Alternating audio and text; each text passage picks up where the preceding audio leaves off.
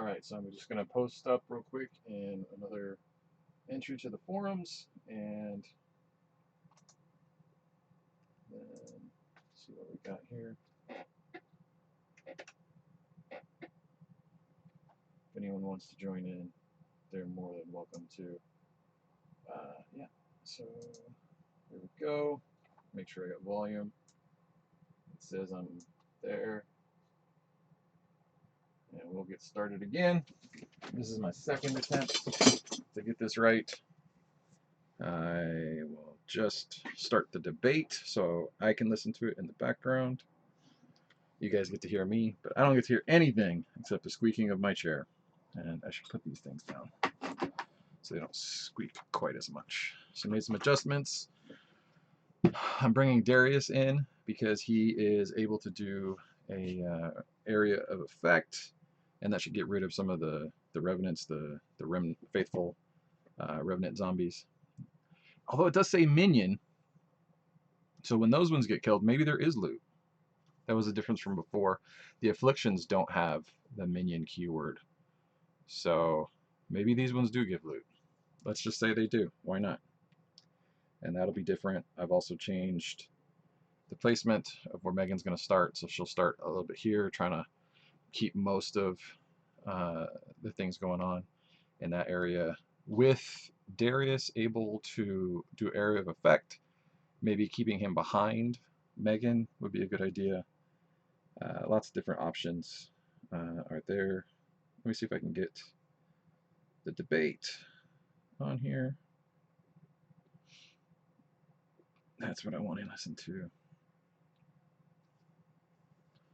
Yeah, it may not be important to you, and maybe escaping politics is entirely the reason why you play games.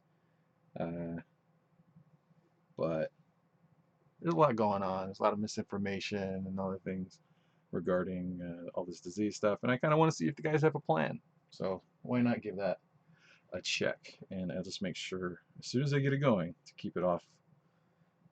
Select your provider. If you watched my last stream, you'll know my phone is not the fastest in the world, so trying to get it to work is a problem sometimes. Anyway, we've got our cards, our hand, ready to go.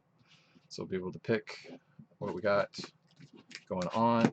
Last time I didn't pull the cards first, and then we had to do reveals, so technically it would have been a different card, all that. I forgot to shuffle the loot deck. If you guys get Aftershock, that's why there's two different colors of loot in here. It will have different loot. If you just get the regular retail version of Street Masters, then you will miss out on a few different things. I was in the playtest, so I have access to these, and which is why I'm also not showing any of them, is because it's just playtest, and you should only be seeing the things that you can legitimately purchase. So there's that part. Just my philosophy on that. It says watch live. It says press to watch live. I pressed it.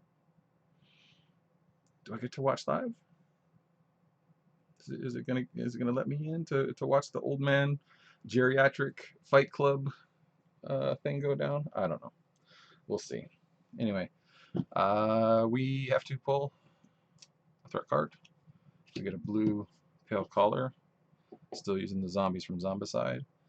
And the closest one will go here. And then I need to figure out the world I'm going to live in. He can move 3 spaces, so 1, 2, 3, and hit within 2, so he'd be able to attack the pale collar for 2. I think it would be best to just go ahead and do that now. 1, 2, he's here. 2, 3, so 1, 2, so that would hit that pale collar. Pale collar currently doesn't have any defense, so it's just going to do 2 damage. I don't need to do any rolling. There we go. The debate started, if anyone's checking. And then I need to worry about the cards. I need to be able to do damage as quickly as possible, so I'm going to put Stage Dive as my first tactic. And that's going to give me 1 extra. So I'll be able to do for 2. He's got a health of 5. I might be able to get rid of him right away, so it'll do +1 kick damage. I may as well just go ahead and give it the +1 so I don't forget, and do some rolls.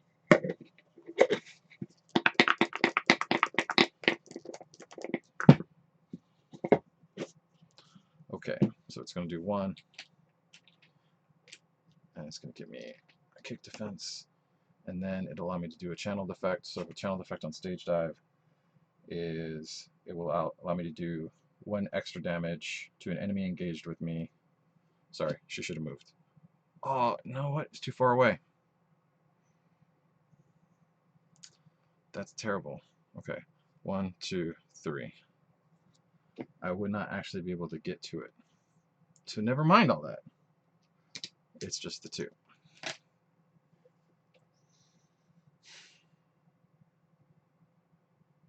All right.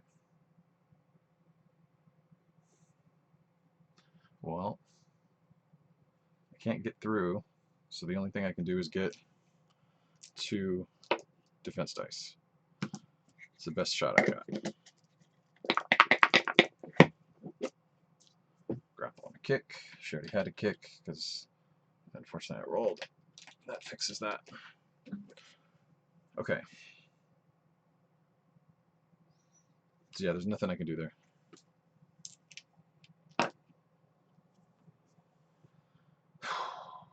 She's going to do something. So she's unengaged. She's going to get a power and move 3 spaces towards the nearest fighter. We want to get rid of that as quickly as we can. 1, 2, 3. They move in straight lines. Pale is going to have 1 faithful and empty space. It's now engaged. So attacks the nearest fighter. So is it going to be Darius? Who, sorry, I forgot to put their defense tokens on them. Or Megan.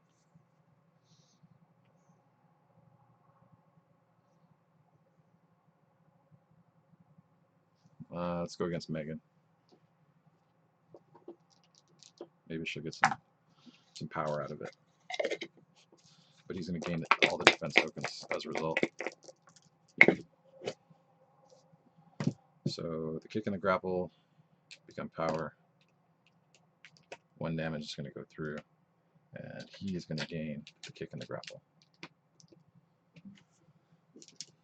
Okay. We're going to draw a card. Okay. Then we need to draw an enemy for Clint. Foul Prophecy. Reveal the top card of your deck. Okay. If I had anything that matches it, I do not. If no cards are discarded, then each fighter discards 1 card from their hand, and Talotzalotl deals them 1 general damage. Okay, so the general damages are going to go through because they don't have any defense yet. I have to make decisions on what to get rid of from my hand. I have 2 cheap shots, so I'll discard 1 of those. That's unfortunate. This will get discarded here, and she has to discard something from her hand.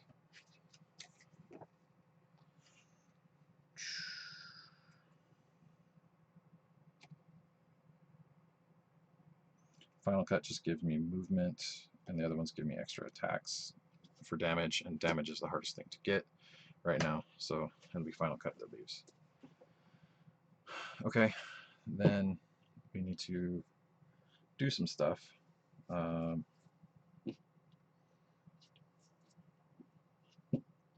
If he moves 3 spaces, gains 2 damage.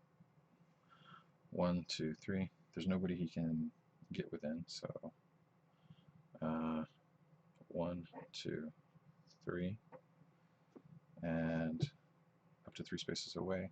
So I can attack Sarah O'Quinn.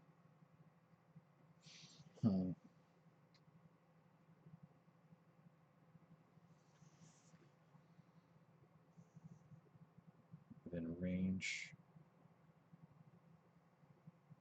I'm also in range of the Pale Caller.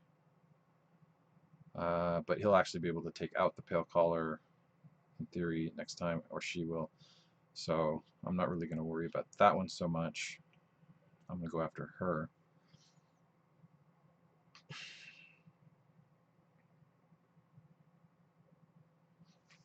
I'm going to just move him. So he was there. So 1, 2, 3. He'd have to be engaged. It's not engaged. So I'm going to park him. I think these are actually blocked spaces because these are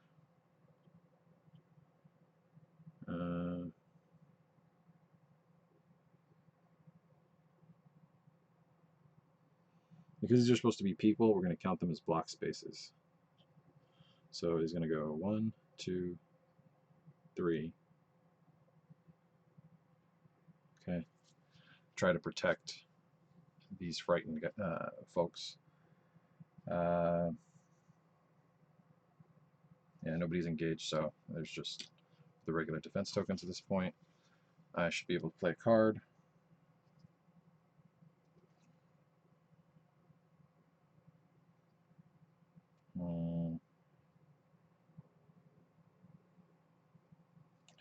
I can get extra attacks against, or I can start building. Yeah, I have to start building steady hand, and then I'm attack Miss O'Quinn for 2, which he can do from range. And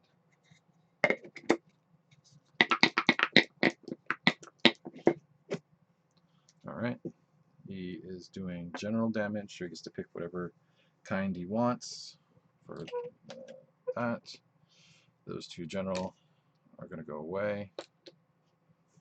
So there's that.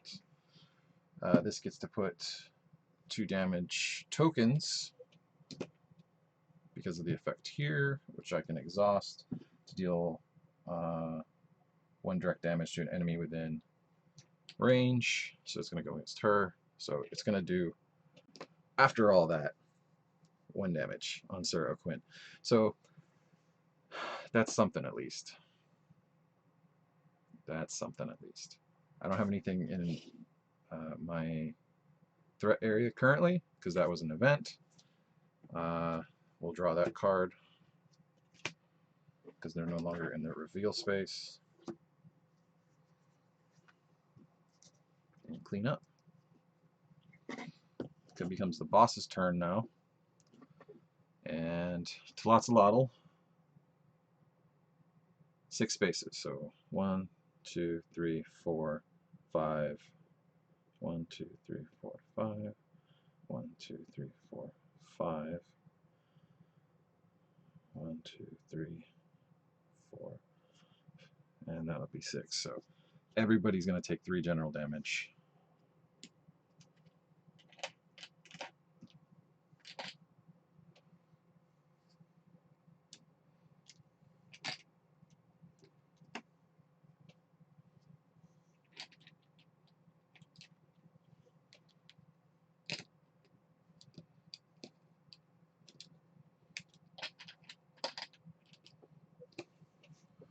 So that is unfortunate, the amount of damage she's able to do. If it were clear line of sight as the requirement, then maybe nobody would get hit, but that's not the case. So, okay. We need to go to the Faithful. Doesn't need to move, so he's just going to attack. He attacks for 1. He's going to attack for 1 against Megan. I don't really need to roll, she doesn't have any defense. So that solves that problem.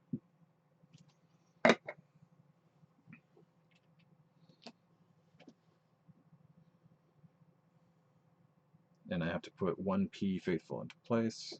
So it's 1 per fighter. And that's going to go here.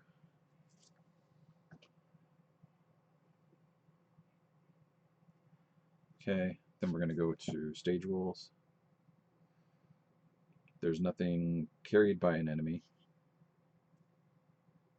And there's nobody carrying anything. So these guys are going to move and pick up. So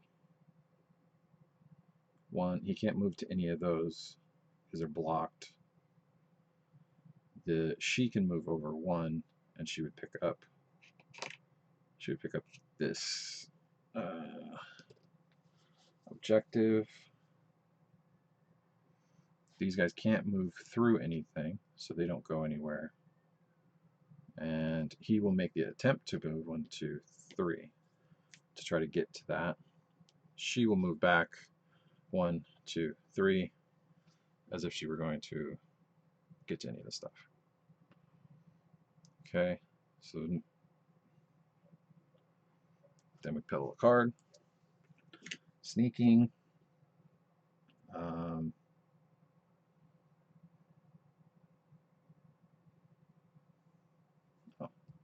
he had a defense token, so that should have been used for that.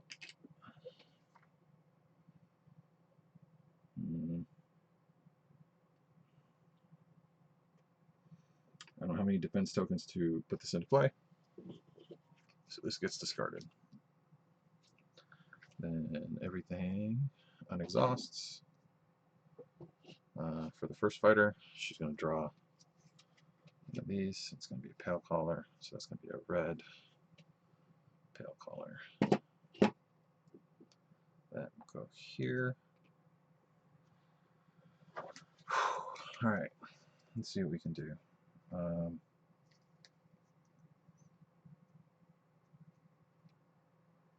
I need the barrier of will in order to generate tokens as best as I can. So for now, I'm going to exhaust. He's going to attack for 3. These 2 are going to go away.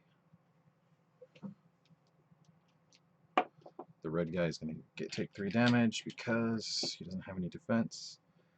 And Sarah O'Quinn is going to drop the blue token, and she's going to take 3 damage from that. Then, so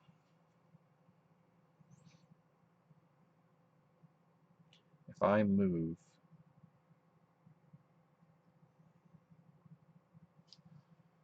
here,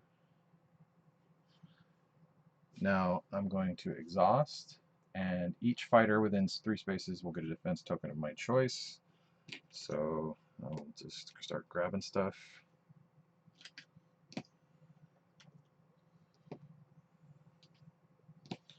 I just picked some random ones. There's no real strategy to that. And I played that card. I can attack this guy here and hopefully take him out. It'll do 1 kick damage, and it'll attack for 2.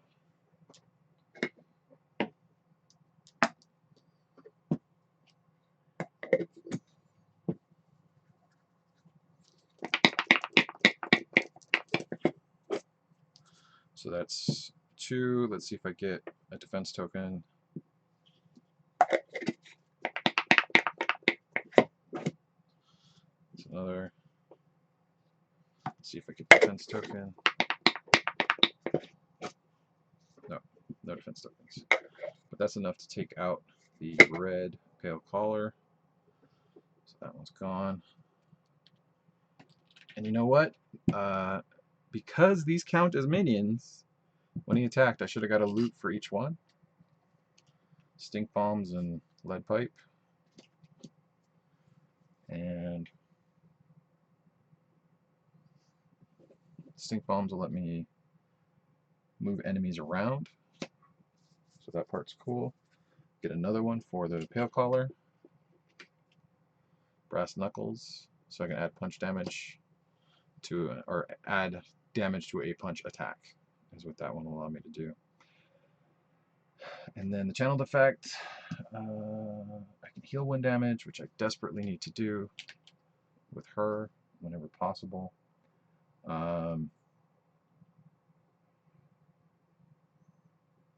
This is gone. There's not a lot else I can do unless I wanted to use the lead pipe, which will bring her down to 1, and then every time that I hit her, I can move defense tokens over to here without any problems. I think I could maybe do that. Yeah, I'm gonna go ahead and do that with the lead pipe. And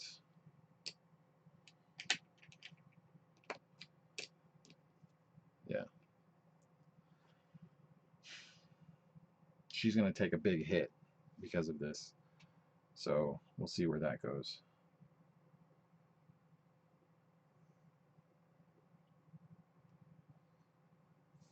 Yeah. That's, I think, the best move we can do right now. I wish there was a way, if I had cash or some other way to exhaust her, it would be a good move to not get hit so much, but I don't have that ability. So I just have to let the pale caller do its thing and her do her thing. So she is currently engaged. She's going to attack everyone within 2 spaces, +1 direct damage. So Darius is definitely going to get hit for 1, and she's going to get hit for 1. Otherwise, let's do 1 attack that targets everyone within 2. So that's Megan and Darius for kicks. So he loses a kick. She takes 2 extra damage and gets 1 extra damage there. Then we're going to place a faithful in an empty space adjacent. And he'll attack for 3 against Clint.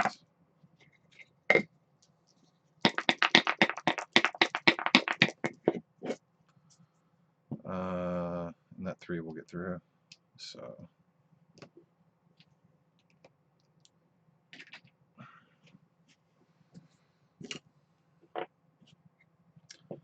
getting beat up. It's not the end of the world. She's going to draw a card, ending the turn. He's going to draw a card. This sucks. Avenging Essence. So I need to be able to heal in order to get rid of it. Otherwise, I'm going to constantly take 2. It's just going to be hard to get rid of that. Yeah, we'll see how well it goes. At the start of the turn, we get to reload that card. And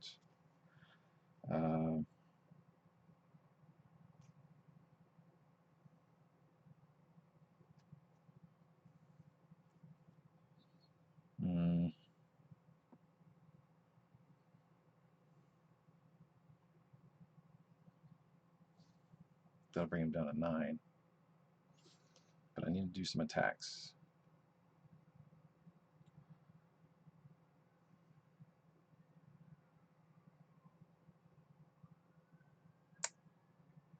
Alright, I think I'm going to do I'm going to do the cheap shot against the Avenging Essence. It's the most problematic one. So it's 2 damage with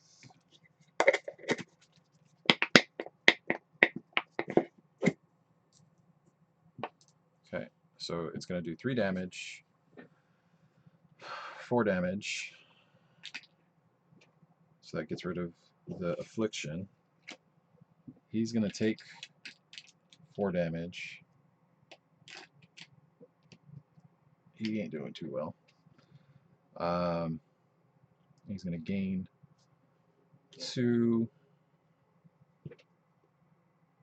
Yeah, he's going to gain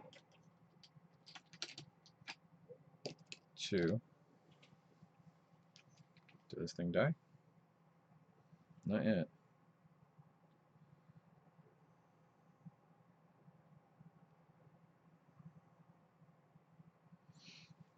Anyway. I'll move ears so I can watch the stupid debate. So that does that. I still have my action left. I will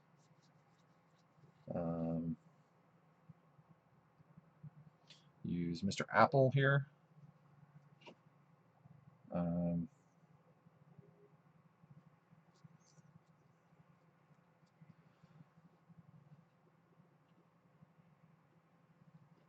I can move and then do her thing. So I'm going to move up here.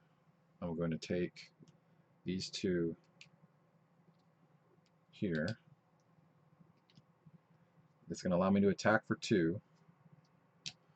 That puts 2 on the pale collar.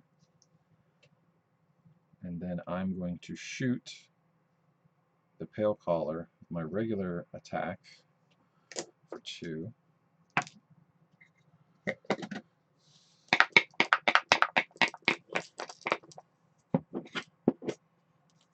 It does the 1 damage I need, and it gives me another defense token, which I also need desperately. So that gets rid of this pale color. It gives me a loot here.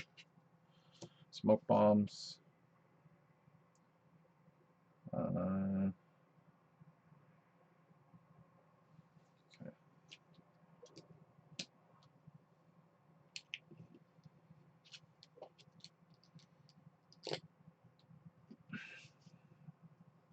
Get to put 2 damage on this card just in case. If I wanted to use the feint, I could. I really don't think I need to.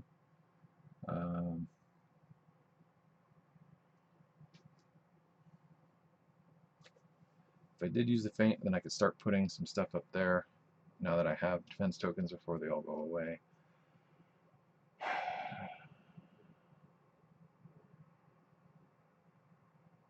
Just any numbers. All I need to do is hit her once, and then that'll go through. Alright, well, I don't have anything else here because we got rid of it. Just draw a card, okay, for next time. And then for her, 1, 2, 3, 4, 5, 6. Nobody's within 6. So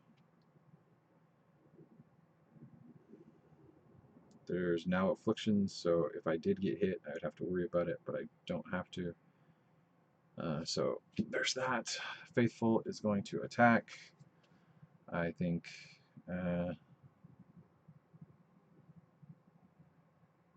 it's going to place another Faithful.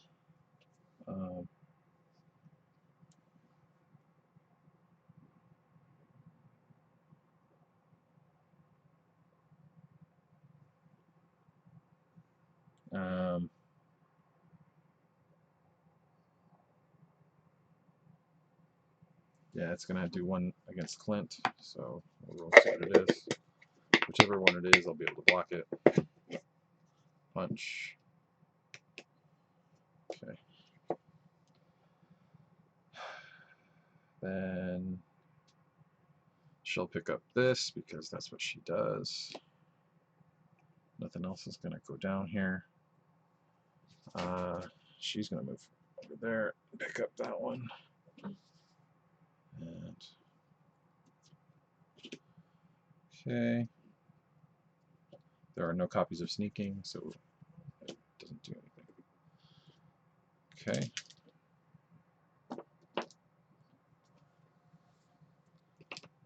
Unexhaust. Gain a random defense token.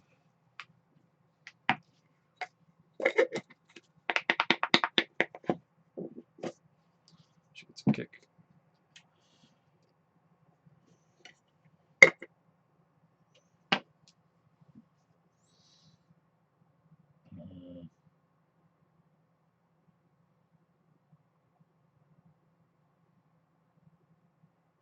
Mr. Apple's no longer within range of her effect, so I can either spend a move or do the thing later.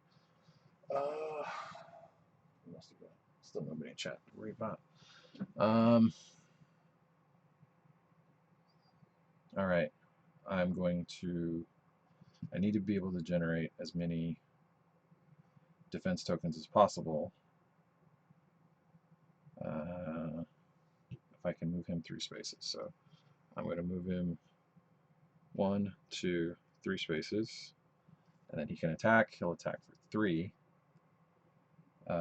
within 2 spaces of him. So it'll get rid of these 2 guys here, so they won't create more.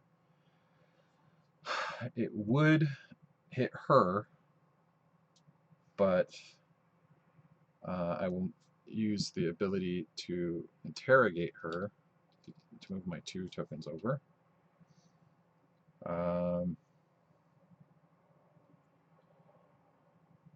And then I still have the ability to put cards down. And I'll do that with projected chi.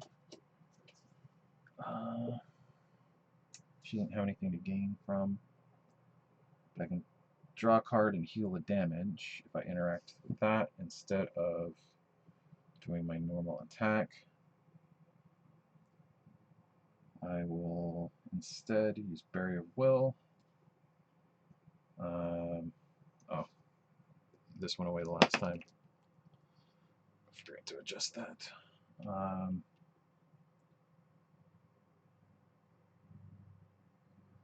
So I'm going to just go ahead and give some tokens out to those guys and Clint.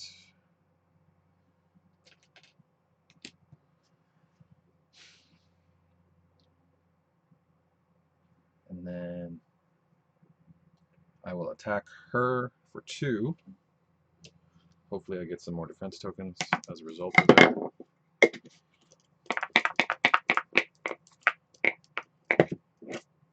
Nope, no defense tokens. Instead of eliminating her, I will interrogate her.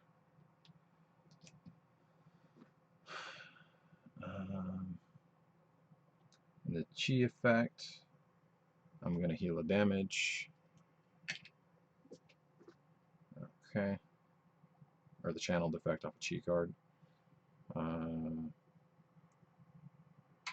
And then she's going to hit for 4.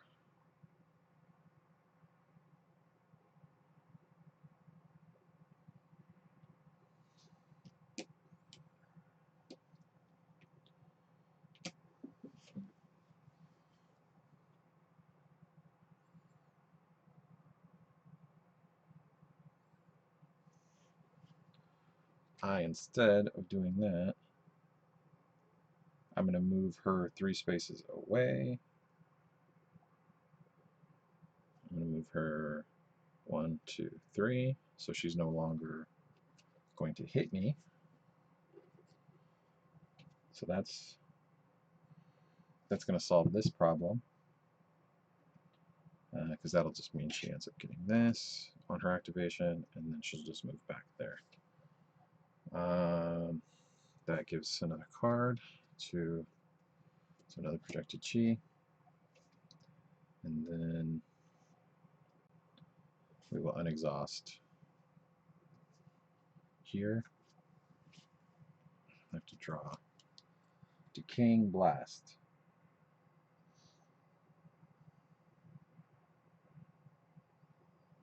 So 3 general damage. I have to use my stuff to block it. Oh, sorry. You know what?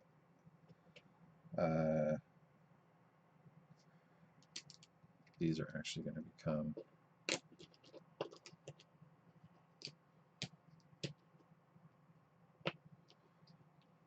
he's going to flip.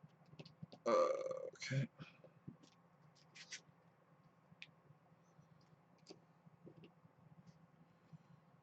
That'll go away since it didn't do any actual damage.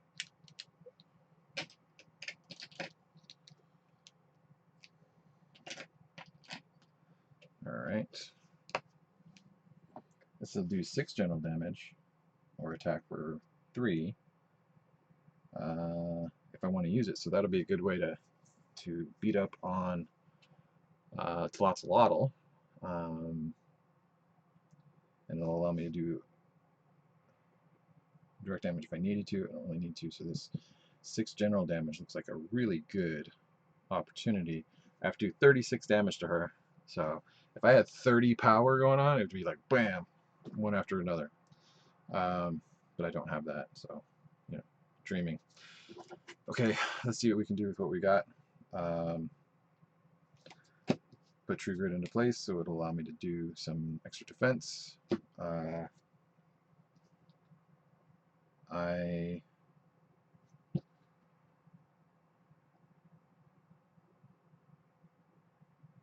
can block damage using Mr. Apple if I needed to.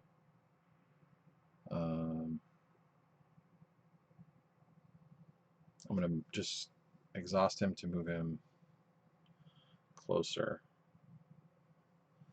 And then he will basically be some type of sink for extra defense tokens, so that's good. I can use Steady Hand here to do a damage to her, and that will allow me to move another defense token over. So I'm one away from interrogating her, in which case she will be defeated. So off to a good start. When she got hit, she would have dropped that. So there's that out of the bag. Now that she's actually achieved one of these, I am in a position that I really need to surround her desperately and just start pinging away on her. Yeah, yep. I gotta change some strategies. See how it goes. All right. Then there's nothing in my threat area, so I will. I haven't taken the regular action though. I can use my regular action to gain defense tokens. So you know what? Let's just backtrack it a little bit. I should gain 2 random defense tokens, and then I'll put the thing, and that'll just get rid of Sarah off the board. Still totally legal, because nothing else would have changed. That'll just give me a defense token. And this gets rid of these. That's the smart move. What the smart move would have been, she's off the board. She's not going to hit me with that giant hammer of hers. She's defeated. Gain a loot. Turkey dinner. Use it right away. So we're desperate for healing on these guys. Yeah. Turkey dinner is the only way to actually heal, so you're just better off just churning through a bunch of them until you keep getting that turkey dinner back. So that goes away. That goes away. All right. Like I said, nothing was in here, so then we'll draw a card. Okay. All right. She's going to go. Nobody's within 6. And nobody will have taken any damage. She's not really going to move because it doesn't say anything about that. There are no faithful in play, and each faithful moves. Then if there are less than so faithful stays in there. Ran out of battery. Oh, all right, wonk wonk. Yeah. All right, I'll close that up. I'll stick that on a charger in a minute. I think we're gonna be close to achieving something here in just a second.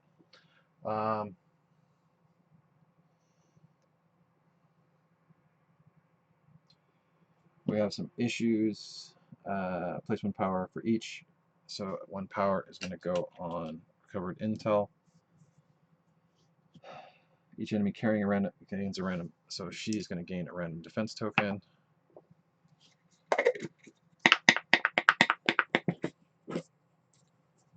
I mean, there's no faithful to activate. So, but it is in. I mean, it's a minion. It's really hard to say what to do with this. It's in the enemy play area. I don't think it can leave play. So I think I still have to summon 2 zombies. So I think you're just going to constantly get these zombies popping up. Just call it that. that's the card, and then those are the tokens. We'll just leave it as that. Um,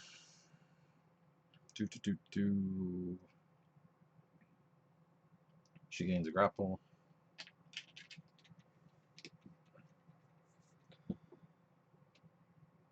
Not carrying an objective. For each inactive objective, move the chosen enemy 3 spaces towards the nearest. 1, 2, 3. These guys can't carry tokens, so that's not really a concern.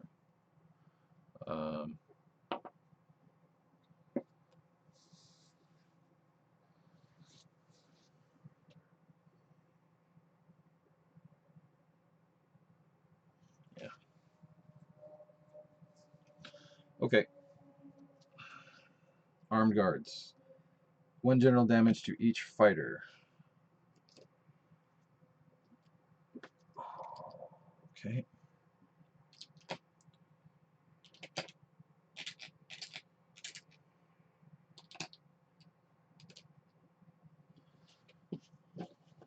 Okay. That sucked.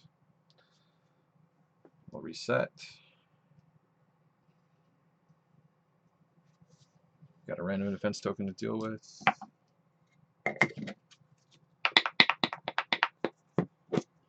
So it's going to be a kick. Here. Okay.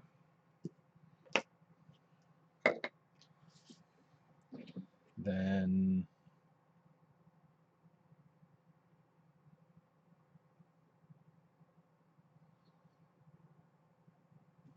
pull a card. Ageless Burden.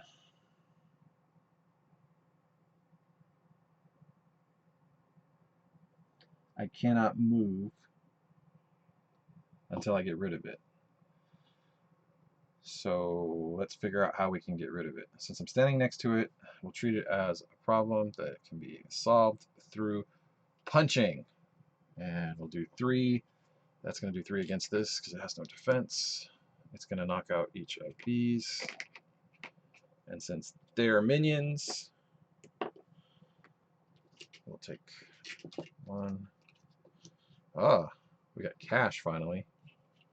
So we can exhaust minions if we need to. And I can deal 2 direct damage anywhere, which is very handy in this circumstance. I need to make hard decisions. I have 3 in play of the chi cards, so I'm going to do Focused Resolve, which is going to allow me to do +1 general damage here. So that's going to be 3 general damage. I have Stage Dive, is going to let me do 1 kick damage. So that's 4.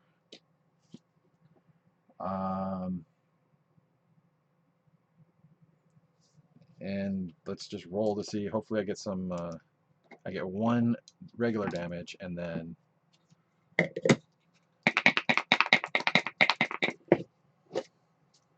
okay, I got enough damage to get rid of Ageless Burden. I'd like some defense tokens. I got a defense token. Alright, so I'm going to get a grapple defense token for that. I need the defense token. That's going to get rid of all of this business. Okay. Don't get anything for that. I have a channeled effect. I'm going to use heal channel effect. And that's all helpful. I'm going to do barrier. And it's going to let me get some tokens to defend myself with.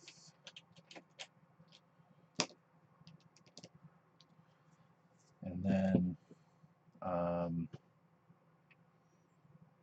that's all I can do.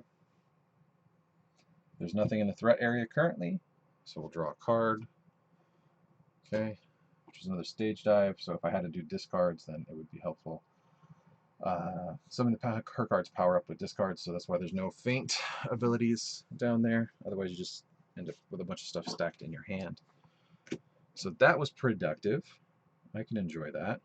I We'll do some resets here. Okay, started 1 random defense token on that card.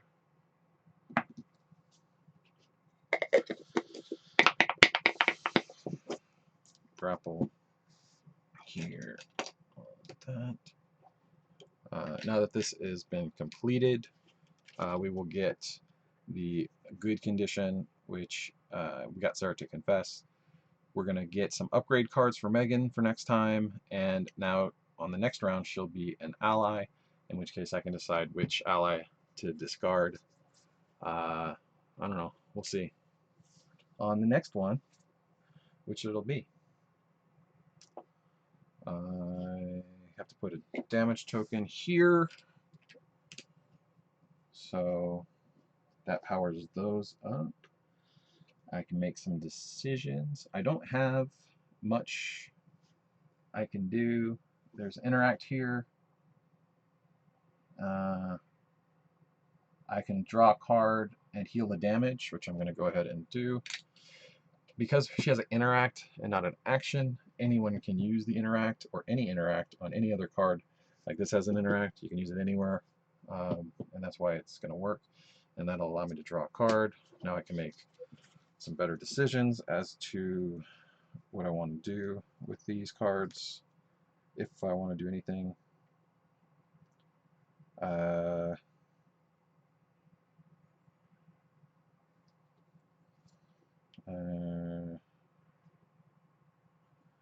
Not much can really be done.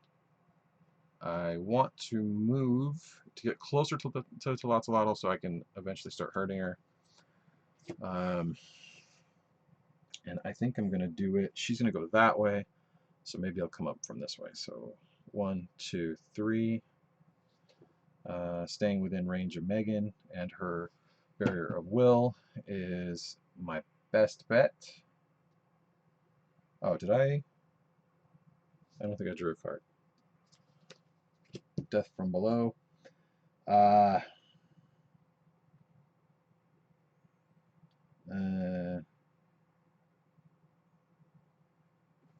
This is going to prevent me from moving if I don't have grapple. Oh, sorry, that actually has to go there. That's unfortunate. I did a move.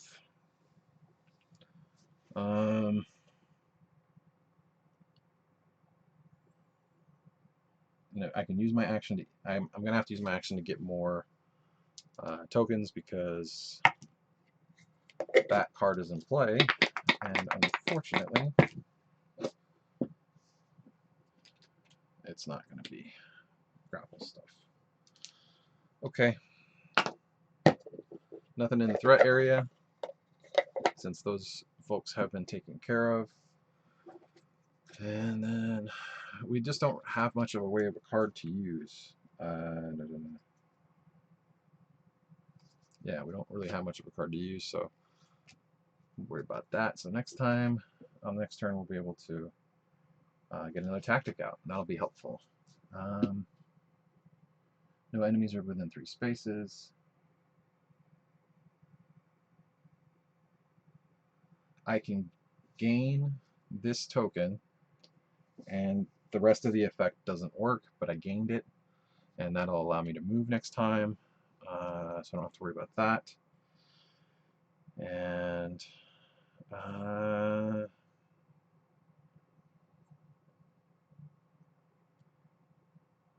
may as well use the interact. The chosen objective moves up to 3 spaces and attacks, then discard 1 power from recovered intel. She's going to go to this one anyway, so I'm going to use the interact on the purple.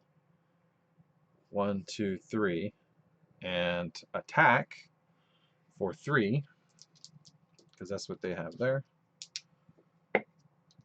They're going to help us out. They don't want to be hit by zombies either, so she's going to block 1 of these, and she'll take 2 damage, down to 34.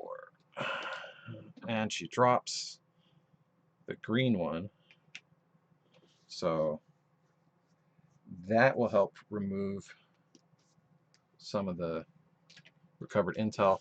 If this gets to 10, we lose. So whew, that was a helpful round. Surprisingly helpful round. Then we move over to here.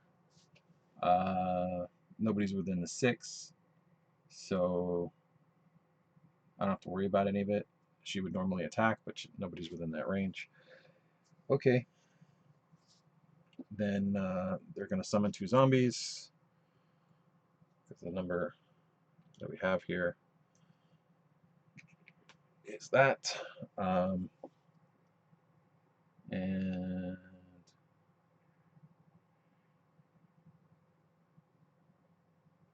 they are not going to attack yet. Then I can discard a grapple in order to continue to move and then gain a power. No. Yeah, and I need to get closer to her. So I'm just going to go ahead and discard the grapples in order to get a move step. Now the allies don't have move steps. They just move because you exhaust them. So I'm not counting them as part of this.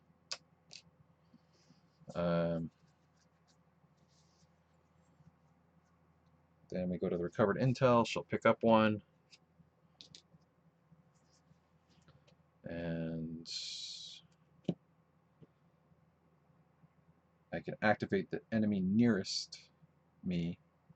And that's just faithful. So I don't want to discard any of the cards I control at this point. So I'm just going to go ahead and activate the faithful. They're going to attack. Megan's the one that's healing the easiest right now. And they're both next to Megan. So let's just have them both attack Megan. And it is a punch and a kick, which will flip her over.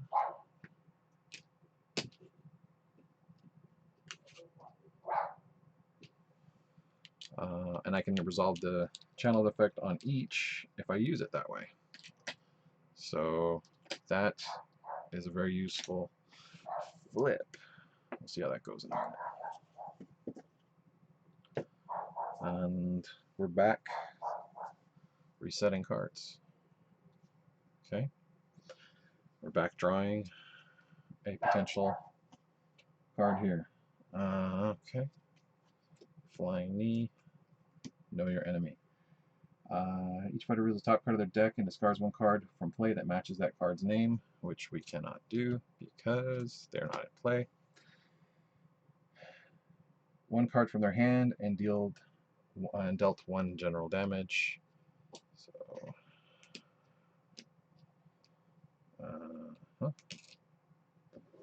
which card would it be? I already have projected cheat out, so I'll discard that. I already have True Grit out, so I'll discard that. And that gets rid of Self Prophecy. I'll go ahead and have to Barrier Will for a random defense token.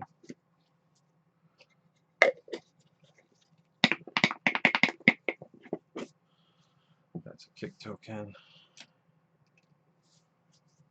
I think it is a good idea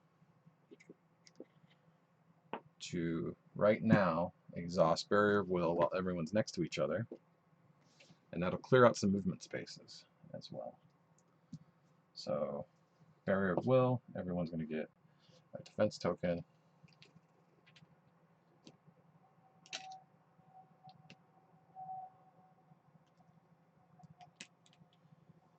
That's cool.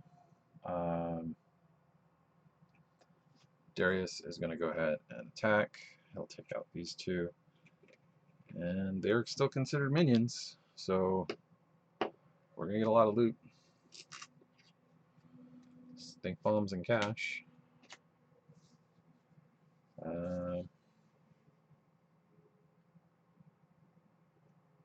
I will move Talotzalotl 3 away, so she's going to go. I'm not going to do it yet. Not going to do it yet. I think I can get Clint in range to shoot her, make her drop her token, and then use the stink bombs to move her away. So that's how I will do it. I will move 1, 2, 3, pick up this loot. Get rid of that one off the table. I will draw a card. She doesn't have a lot of options in hand. So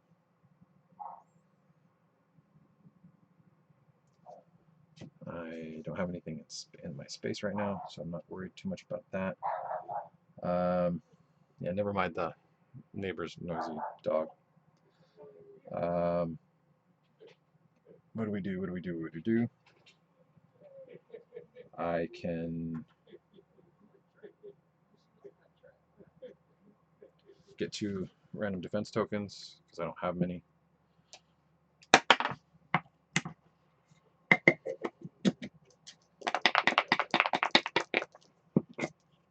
So grapple and kick.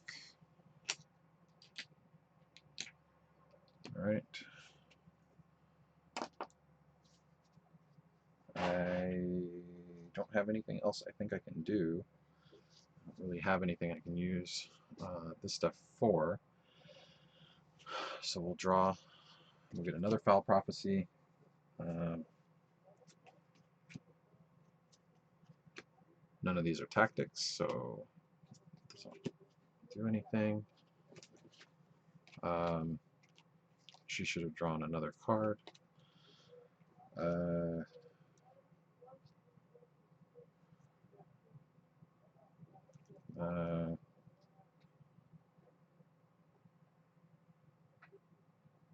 Just gonna drop off the flying knee.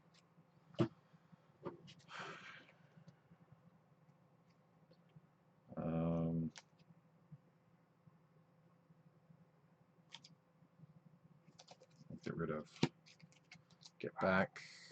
Everybody's gonna flip a power because it was a general damage situation. Okay.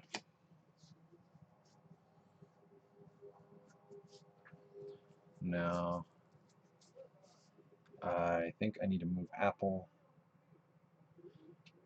He can move 3 spaces, so he's gonna go 1, 2, 1, 2, 3, 4, 5, 6. Yeah, so they're still 6 away. So they don't have to worry about getting hit that way. I'm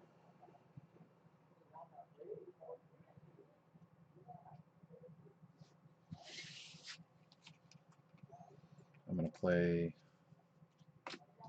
Steely Gaze. He should have gotten a defense token there.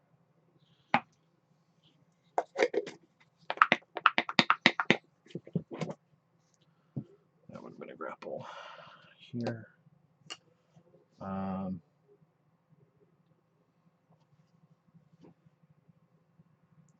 up to 5 away. So I'm going to move up 1, 2, 3. So 1, 2, 3, 4, 5. He'll do an attack for 6.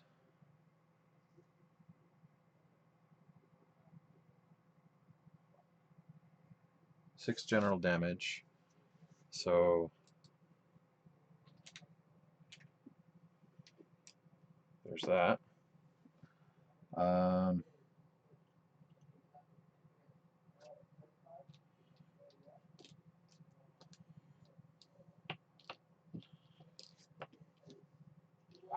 This guy flips back over.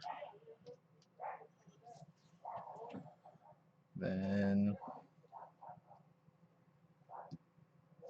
it'll deal 1 extra damage. So that part's cool.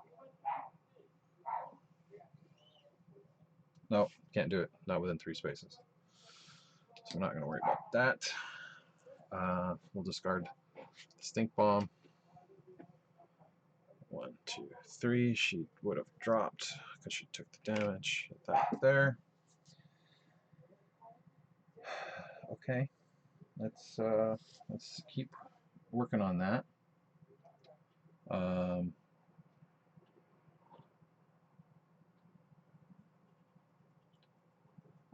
gonna ditch the stink bombs here, or the smoke bombs, to give me extra movement, and I'm gonna jump up there, grab the loot, something I can use, butterfly knife. I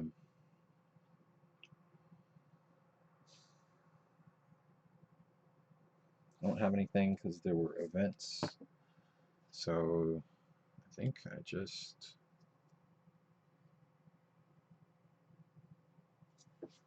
pull a card. That's fun. She won't do anything, so I don't have to worry about the general damage and affliction and all that kind of stuff. So we'll have to put 2 faithful into play. So I'll go here and here, and I have to get rid of grapple tokens in order to move. So that's those. She'll move 1, 2, 3. She'll try to pick up a token. And then we'll have to pull one of these cards. Place power for each objective carried by an enemy.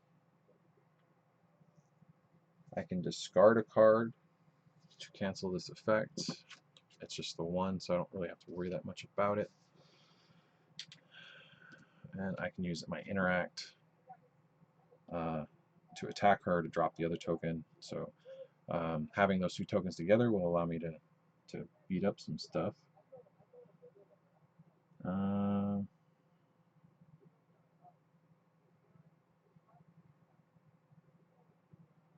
Yeah, so it just picks up the 1, so I can kind of keep having him punch away at the boss as some extra help. So that part is good. Okay, resets. Okay, draw. Ageless Burden once more.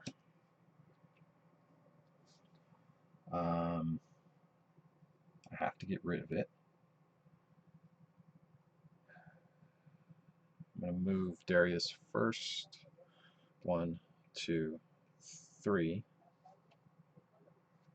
Where am I at?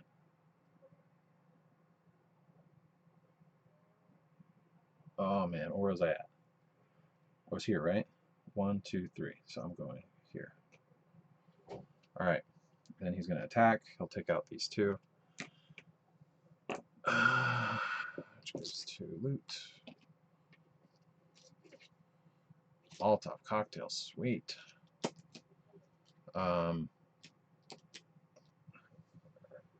The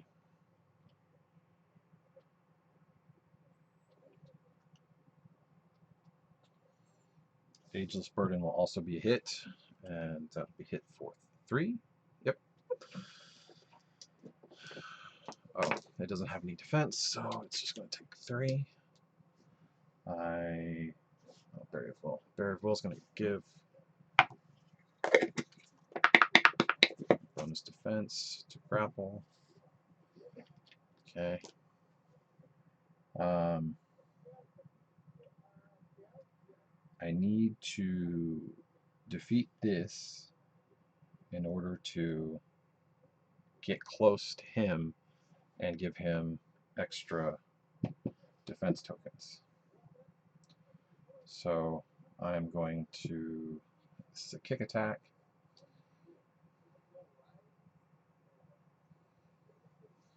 I need to do 5. So it's going to do +1 kick damage. So that's 1. And then it's going to do 3. I don't know if I want to get rid of it just yet.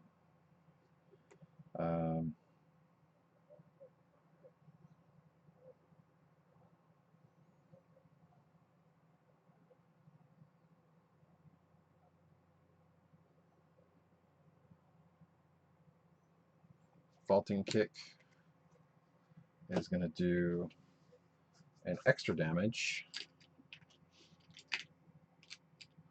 So that's the 5, and then I'm going to roll for 2. Hopefully I get a crit.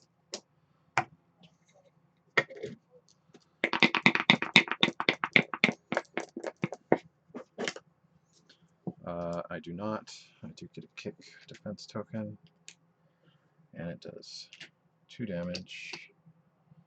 1, 2, 3, 4. It's 5.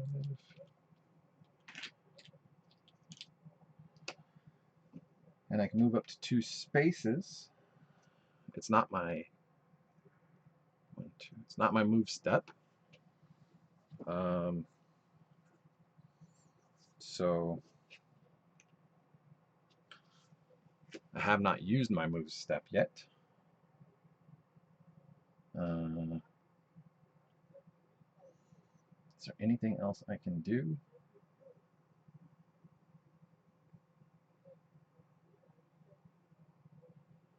I can hit for the 1 using steady hand, because I did not exhaust it last time, so it's still unexhausted, and that gets rid of this ageless burden. Whew, teamwork. Teamwork, teamwork, teamwork.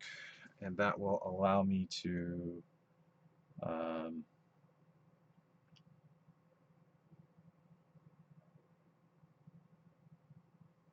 do some other stuff. So Barrier of Will, everybody's going to get some bonus business.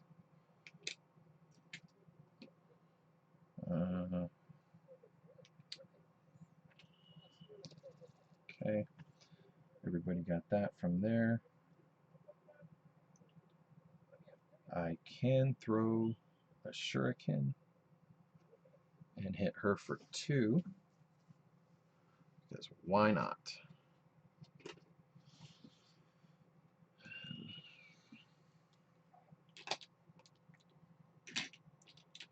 Okay, so there's 10 on her. She drops the token. That part's good. I have not used my regular action yet. I will use it on the interact, and it will hit her for 3, and it'll remove this power from recovered intel. So that's good. And there's nothing in my threat area, so I'll just add a card to the hand, pull a card for the threat area. Flesh for flesh. Oh no. That means she's going to continue to heal every time I kill a zombie, so I have to stop killing zombies.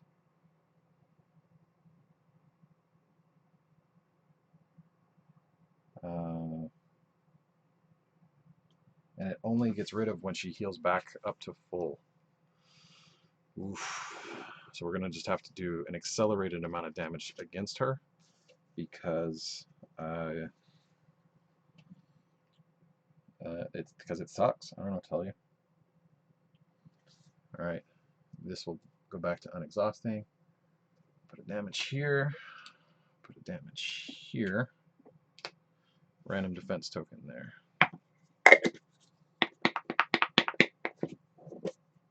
Punch on this one. Okay, I have laying down the law and know your enemy. The card stuff is not going to help me much here. I'm going to go ahead and do a damage, so within 3 spaces. So 1, 2, 3. I have to get closer.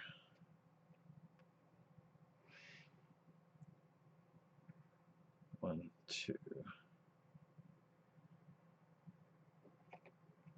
So that's still blocking that. So I need to go. How's here? 1, 2, 3. All right. So now I'm within 3. I'm going to do a damage against her with steady hand. I can gain +1 to an attack with Steely Gaze.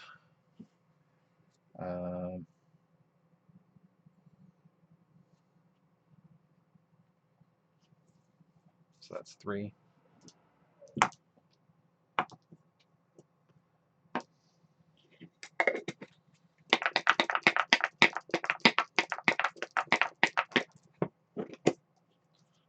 Okay, so that is 2 damage. Roll for the crit.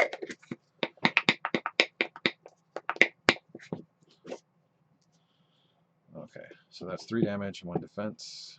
So 17 damage now. Out of 36, get closer. Picks 2 defense tokens. Let's take 2 grapples. Looks like the prudent thing to do. He's going to move 3 spaces. 1, 2, 3. And she's not adjacent to me at all. There's nothing I can really do card-wise. I would just deal 1 damage, and I would prefer to do it the damage to zombies. 1p worth of damage. So I'm just gonna have to let the zombies live for now, and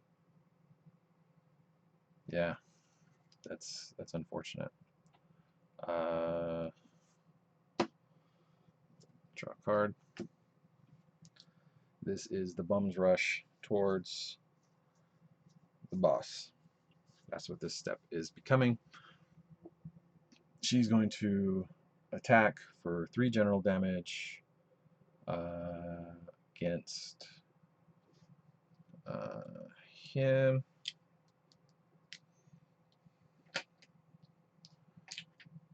And against him. And since I didn't take any damage, but I did get to flip over. Oh, because I get to put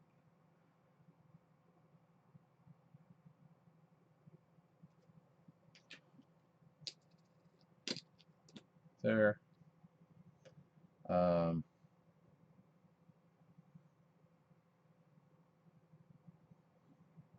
Actually, instead, I'm going to put this here as part of that. Then this flips. So that's fun.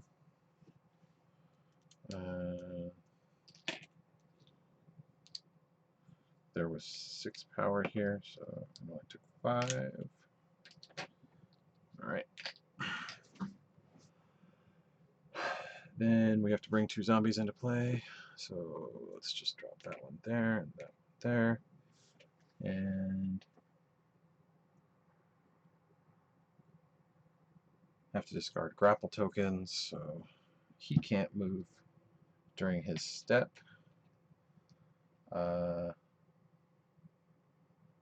Actually, I would just move this one over, and that fixes that problem.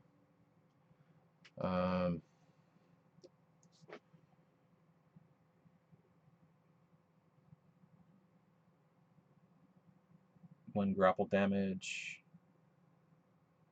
for each zombie. It's going to deal 1 grapple damage, so it'll take this one, and he has to take 1. Okay. Where are we at? Sorry, he has to take 1.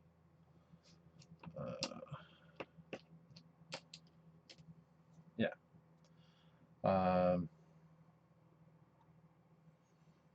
Alright. Then she'll pick up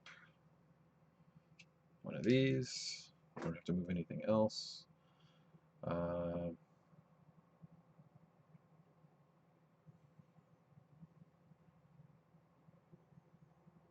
We need to just rush at her. Draw a card. Sneaking. I can exhaust it for a free attack.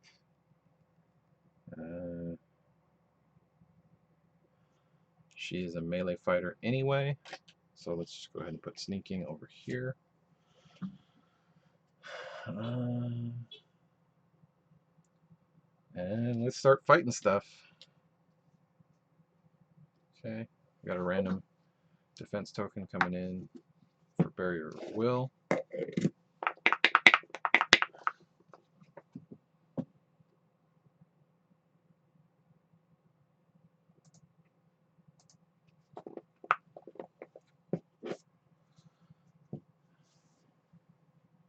And grapple token should be handy. All right. Darius, I just want to move him. I don't really want him to attack. I just kind of want him out of the way. So he'll go 1, 2, 3 at this point. Barrier of Will's going to go in. We need those grapple tokens for... actually, I'm going to move here and then do it. And that'll let me give everybody something. And I'm going to do what? Engaged.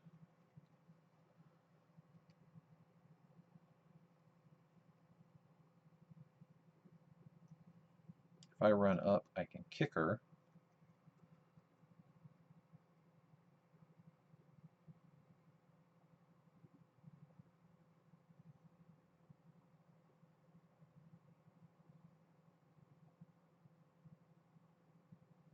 This would just let me jump over her.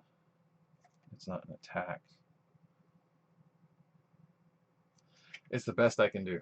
So I'm going to use my action to get within engagement distance. I'm going to use a card.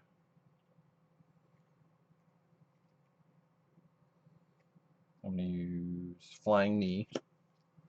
It's going to do 3 damage.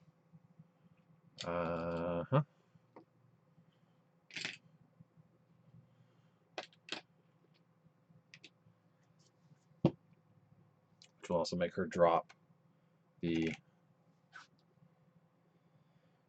token. And that'll let me come in behind,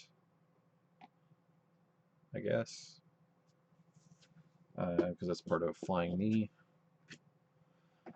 Then I don't have anything in my threat area, so I don't have that to worry about. I can do an attack dealing general damage with sneaking.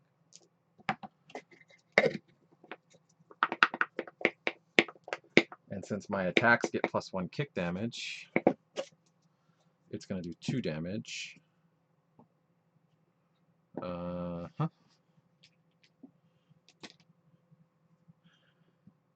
She's at... she has 14 left for health. So there's that. I'm going to go ahead and draw my card. I still have brass knuckles, Molotov cocktail, cash, smoke bombs, all that kind of stuff. So I will use that eventually, but I'm not going to use that yet. I will have to draw a Wally card, Enfeebling Hex. This is going to give her defense tokens. It's going to do 2 general damage. I need to get rid of it if I can. These are all going to go back where they belong. I need to shoot her. 6 general damage against her. She's at 22. That'll take her to 28.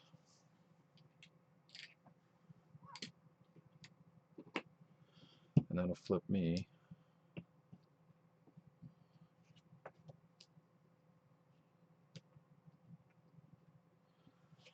I can use this. Actually, it gets 1 at the beginning of the turn anyway. This gets 1 at the beginning of the turn too. Let's see what happens with it. It's going to get a kick damage or kick token, and that is going to allow me to add a dice to the attack, and 1 damage to the attack. It's 2 extra damage.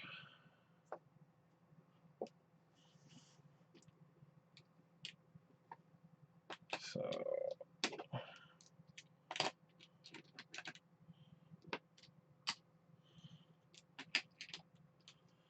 we're at 30. We need 6 more to go. I can't move.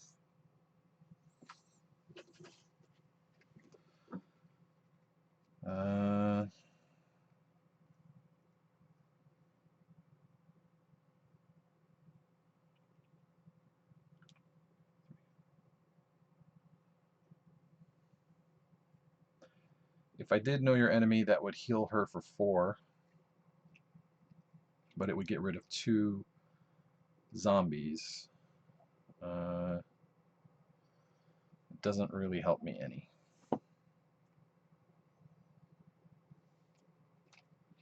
I can...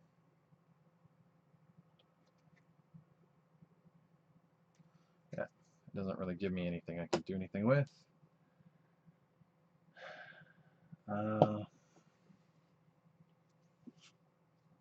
I'm going to gain a punch token from that card.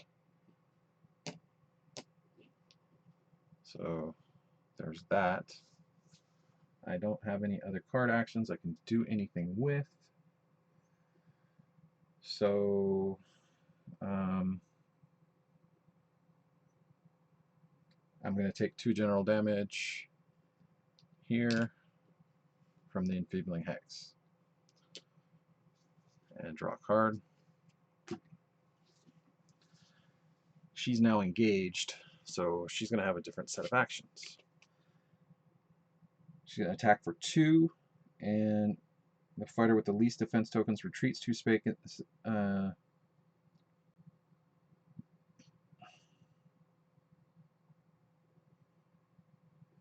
She's going to attack, so there. The least defense tokens. So that's him, actually. And summons 2 faithful. So she's going to attack for 2.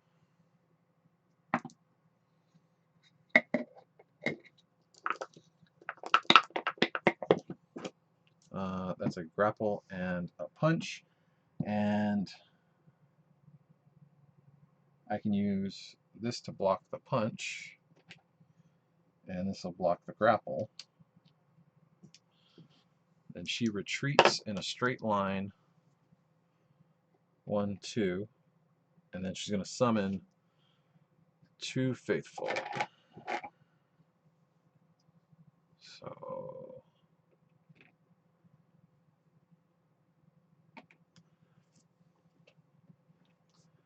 I need to do 6 damage. We'll see how that goes.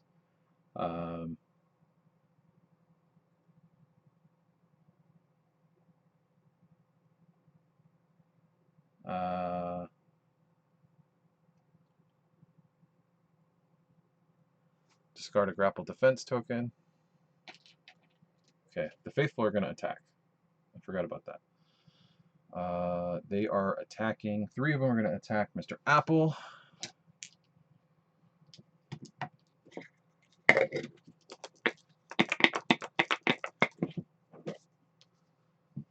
Okay, so he'll take 2 damage. 1 is going to attack Clint, and he doesn't have any way of fending that off. There are enough zombies in play. I don't have to put any more. And then grapple damage. So he's going to take 3, and he has 10 health, so he's going to live. And he's going to take 1 grapple damage. Okay. She'll move up and pick up this. And that's it. Stage card. Tripwire. I can activate the enemy nearest me.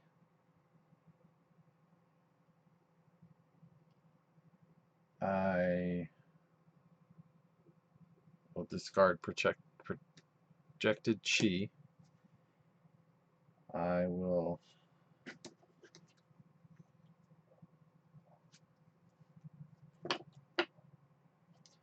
activate the enemy nearest. That's going to do 1 extra damage, so that's 10 here. That sucks. Let's make it suck more for her. Reset. Decaying Blast. Deals the fighter nearest her. Well, we don't know what that is. So it's going to go to Megan. And that will do enough to flip her again if she needs to flip again. But right now, she's just going to walk up and punch the boss in the face. And she gets to do it for 1 extra kick damage. So that's the extra kick damage. She's going to gain just order operations. I forgot to do that. She'll gain a grapple. There.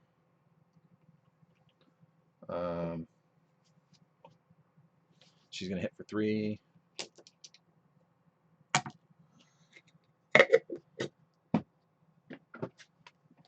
Now, what should I do first? This is a punch attack.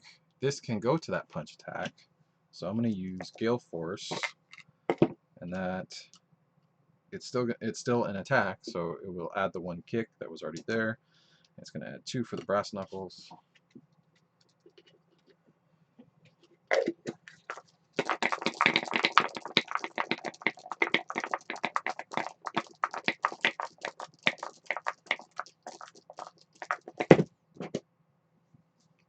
Okay, so that is 5 damage, 3 punch tokens.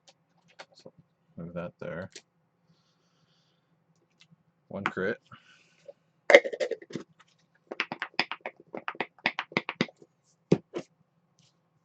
Another punch token. And with that, the boss took 5 damage, which is 36, which is 18p. She's defeated. Yay us! Yay us! So not only that, we get to do some upgraded cards. I'll think about that, see which ones were best for Megan, and we'll move on to Megan's next story after this. I have not looked ahead, so I don't know which one it is. We'll find something nice. I hope you guys enjoyed this. If you are looking for these exact same minis, as I said in the first video, they're from Zombicide Green Horde. It's 80 bucks on Amazon right now. If you go to the Facebook post where I posted the original video, which might be hard for you to find, so sorry about that, then I put links to that. The terrain came from the Horrible Boss pack, or a Boss Abomination pack, whatever it's called. If you look up Abominable Bosses or Abomination Bosses for Zombicide, then these are supposed to be used for that. They work great for Right to Remain Silent, and you can use it in another game. So why wouldn't you want to utilize the maximum utility of your stuff? I don't put crates. I have some crate things. They're just a little small to see in this kind of setting, but you can 3D print them if you want. I honestly, the bigger crates look a little too big. If they were the size of the icon in all dimensions, then I'd be like, okay, that looks fine, I can use it. But otherwise, they always come out looking the size of the characters, and that just ends up looking silly to me. I think pallets, like stacked pallets, might be a good one, a good alternative. Maybe have a couple of different types of terrain. I don't know, maybe I'll do that next time. We'll see how that goes.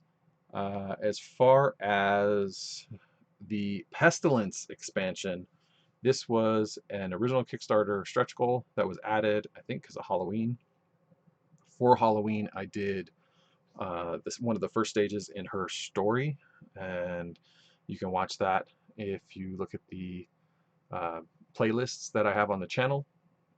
This channel has that particular playlist on it. And then I have another channel where I'll be putting other types of Street Masters content if you want to pick that up.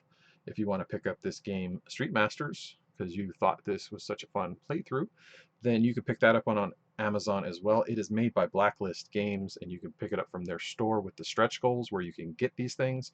Or if you just want to play only with Megan and the rest of the core box, you can pick up the core box. I think it's $80 right now on Amazon. It is distributed through Asmodee.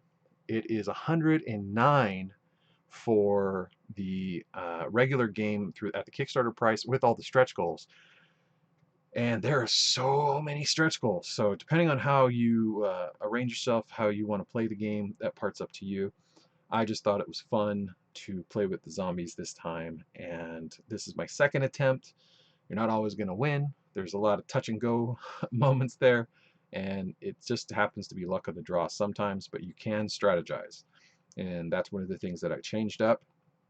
I added some extra damage help with Darius, which I didn't have before. Early on in the game, before you can get your stuff set out, it is very difficult, and you can die really fast, depending on which characters you have and your board arrangement on certain levels. And yeah, this is a fun level, and sometimes it can take you quite a long time. It's like if you have Juan and you don't have any way of mining his deck down through Yinghua or some other character, and he'll end up like jumping around all these different spots on the board and you can't catch him. So you just got to think about strategy wise, what are you approaching the game with. I was not a big fan of Mr. Apple here because I think that the original video he was based on, which is that I have an apple pen, I have a pineapple pen, that Japanese guy who made those videos, I just thought it was the dumbest thing I'd ever seen. And there's a lot of dumb things on the internet. I just didn't think it needed to be an extra one. But, you know, the other folks that were in the Kickstarter and maybe the Sadlers themselves just thought that was funny enough to get a tribute as part of this game, and they are well within their rights to be able to make those kinds of decisions. I just prefer other stuff, and I figured it would be a good opportunity to give that guy a chance and to see if he's any good. It did help us out in one area by being able to store or bank defense tokens onto him. That may be very helpful with other combinations of characters. Clint doesn't really have any ways to be able to heal, so partnering him with Megan, who can use projected chi as a means of healing him, was a smart move. Kept him around a little bit. If you watch the first one, you know that he died pretty quickly, and that's why we lost that battle. So those are the strategy decisions that I made. You can make others. If you have any comments, questions, concerns, suggestions, that kind of thing, rules clarifications, if you do have rules clarifications, remember always put the citation of where in the rule book you found that information or wherever that information came from, just so everyone can be clear about why that is the case. Why are they wrong? Why is it different? Whatever. And that just helps everybody also go through and look at their book and get familiar with their rule book. And I think just in general, citation of sources is a lost art that needs to come back. And I just prefer everything handled that way, keeping in mind that the comments are there forever. And if somebody needs that clarification or has that question, they will see your comment and you can help them out. So that's always handy. If you want me to play a different game, anything, I'll see if I have it. Obviously, I have Zombicide. I have all the Sadler games so far, although I am one of those unfortunate folks who is still waiting for their Aftershock pledge. I'm sure it will be here soon, in which case I will start painting and all that kind of cool stuff there. I'm particularly excited for reasons I don't want to talk too much about without permission from the Sadlers as to